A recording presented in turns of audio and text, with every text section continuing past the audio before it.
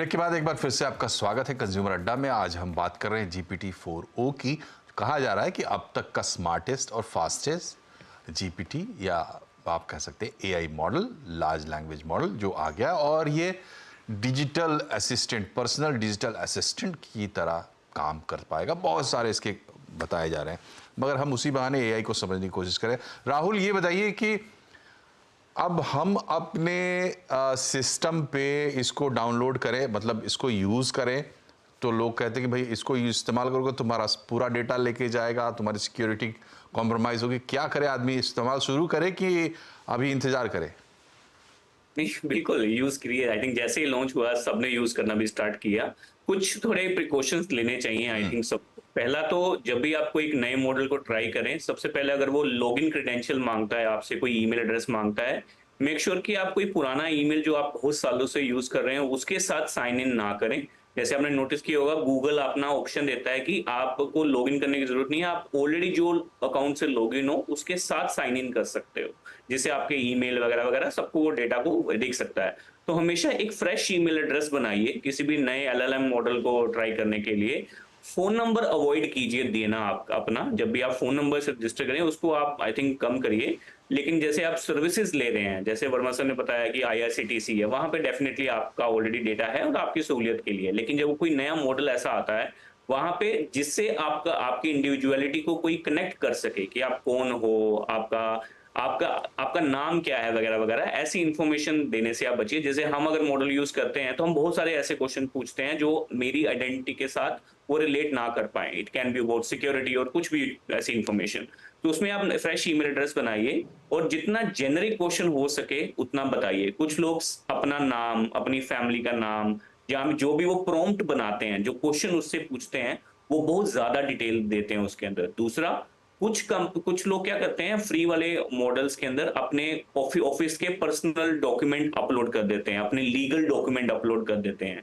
अब क्योंकि ये पब्लिक डोमेन का इंफॉर्मेशन है जो कि कंपनी के पास जा रहा है, जिससे वो सीखेगा, तो कई बार आपकी वो वाली इंफॉर्मेशन किसी, जहां पे दुनिया में कोई बंदा कुछ सर्च कर रहा है, आपका जो प्राइवेट डॉक्यूमेंट जो आपने वहां पे पब्लिश किया, जो अपलोड किया, उसके कंटेंट का आंसर वो वहां पे वो कर देगा। तो ऐसे बहुत सारे इंस्टेंस ऐसे हुए हैं जहां पे लोगों ने इन्फॉर्मेशन देनी स्टार्ट की है। दूसरा, जो चैट जीपीटी 4.0 है, इसके अंदर एक चीज ध्यान रखनी पड़ेगी। लोग आगे जाके अपनी रिकॉर्डिंग करके, जैसे अगर आपने 2 दिन की एक पुलिस रिकॉर्डिंग की है, एक वीडियो रिकॉर्डिंग की है कैमरे की, आपने पूरा वीडियो अपलोड कर दिया उसके ऊपर और उसको पूछा कि बताइए कि इसमें कितने बंदे इस डोर के ऊपर या इस डोर के आसपास दिखे, नजर आए। अब ये इन्फॉर्मेशन आपने एक दे दी, इन्फॉर्मेशन एक पब्लिक एलएम प्लेटफॉर्म को। अब वो इन्फॉर्मेशन के अंदर कोई भी वो सर्च करके अगर कोई मलिशियस इंटेंट के साथ आता है, इन्फॉर्मेशन आपके घर के कैमरे की ठीक है, इन्फॉर्मेशन डाल सकता है। लेकिन ये भी तो है कि ये जितने आपके सुझाव हैं, इन सुझावों पर अगर मैं चलूं तो सिर्फ एक्सपेरिमेंट कर सकता हूं, कोई बहुत काम तो इससे नहीं ले सकता हूं अगर इतने प्रिकॉशंस लेके मुझे चलने हैं। बहरहाल इस वक्त तो यही करना होगा जो आप कह रहे हैं। ठीक है। अग्रवाल साहब, ये बताइए कि ये, जैसे मैं एक एआई मॉडल के साथ काम कर रहा हूं, तो उसकी जो ट्रेनिंग होती है वो क्या वो एआई वाले ही ट्रेन करके देते हैं, बस वही उसकी ट्रेनिंग है, या मैं जब उसके साथ काम करता हूं को मेरे साथ इंटरेक्ट करते हुए भी खुद को ट्रेन करता है और मैं ये मान के चलूं कि समय के साथ वो और इम्प्रूव परफॉर्मेंस देगा मेरे असिस्टेंट के तौर पर? तो मनोज जी, अब GPT-4 ओमनी में जो आया है उसमें है कि जो भी मैंने अभी तक जो भी उससे बातचीत करूंगा या जिस पे भी उसको मैं ट्रेन करूंगा, तो वो हिस्टोरिकल डेटा को भी मैं यूटिलाइज करके उसको कंटेक्चुअलाइज करेगा। अगर मैं कोई से नया सवाल पूछता हूँ तो समय के साथ ये बहुत अच्छा होगा, पावरफुल होगा, इसको मैं यूटिलाइज कर सकता हूँ और इससे और सवाल पूछ सकता हूँ, उसी के हिसाब से ये जवाब बना सकता है। हाँ, जैसे कि उन्होंने बात करी कि इसकी सिक्योरिटी साइड पे, तो हमें ऐप परमिशंस जरूर देखनी चाहिए क्योंकि ये हमारे ऐप स्टोर पे इजीली अवेलेबल है। तो उस ऐप को हम क्या परमिशंस दे रहे हैं, क्या इमेज को पे ट्रेन कर रहे हैं, किस वीडियो पे ट्रेन कर रहे हैं, इससे बेटर होगा कि इसकी पावरफुल बहुत है लेकिन इसको हम एक लिमिटेड एरिया में इसको यूटिलाइज करें, तो ये एक बहुत पावरफुल असिस्टेंट हमारा ये बन सकता है। जी, तो कुछ कुछ तरीके हैं, उनको आप ध्यान में रखें तो अच्छा रहेगा। वर्मा जी, ये बताइए कि जैसे आपने बताया यूज़ केसेस में कि डेडिकेटेड खास तरीके का एक चैटबॉट है और एक खास सेगमेंट में ही वो होके आया है, जनरल पर्पस ज़्यादा नहीं है, तो वो तो लगता है कि ठीक है, उसको इस्तेमाल करना चाहिए। लेकिन जहाँ पे हम ज़्यादा जनरल होने की कोशिश करते हैं, जैसे ये जीपीटी हो या जेमिनी को जो जिस तरीके से हम इस्तेमाल करते हैं, तो क्या हमें इन दोनों तरह के मॉडल्स में अंतर है? ये जो जनरल पर्पस आते हैं, ऐसा ये ओमनी लगता है जैसे ये ओमनी प्रेजेंट होगा और सब जगह हेल्प करेगा, बनिस्पत की जो फोकस्ड प्रोडक्ट आएंगे। इन दोनों के बीच में अंतर क्या है और हमारे लिए बेहतर कौन है? बेसिक डिफरेंस है। बेसिक डिफरेंस ये है कि जब आप किसी कंट्रोल्ड एनवायरनमेंट में किसी मॉडल को ट्रेन करते हैं, तो आपके पास पहली बात तो ये कि ओनरशिप ऑफ डेटा होता है, प्लस उस डेटा का एक परसीव्ड यूज होता है।